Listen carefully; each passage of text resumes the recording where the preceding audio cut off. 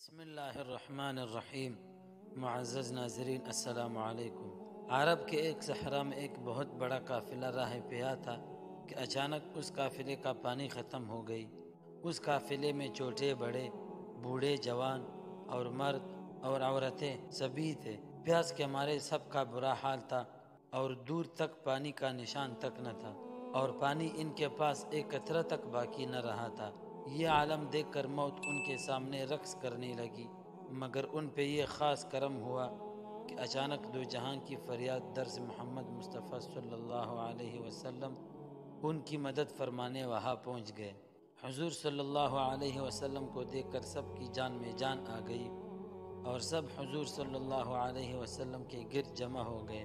حضور صلی اللہ علیہ وسلم نے انہیں تسلی دی اور فرمایا کہ وہ سامنے جو ٹیلہ ہے اس کے پیچھے ایک سیاہ رنگ حبشی غلام اونٹنی پر سوار ہوئے جا رہا ہے۔ اس کے پاس پانی کا ایک مشکیزہ ہے، اس کو اونٹنی سمیت میرے پاس لے آؤ۔ چنانچہ آدمی ٹیلے کے اس پار گئے تو دیکھا کہ باقی ایک اونٹنی پر سوار حبشی جا رہا ہے۔ وہ اس حبشی کو حضور صلی اللہ علیہ وسلم کے پاس لے آئے۔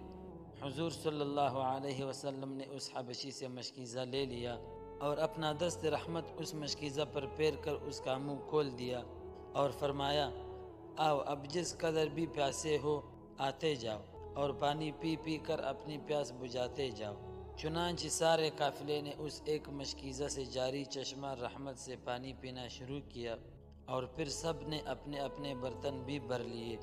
سب کے سب سیراب ہو گئے اور سب برتن بھی پر آب ہو گئے۔ حضور صلی اللہ علیہ وسلم کا یہ معجزہ دیکھ کر وہ حبشی بڑا حیران ہوا اور حضور صلی اللہ علیہ وسلم کے دست انور چومنے لگا۔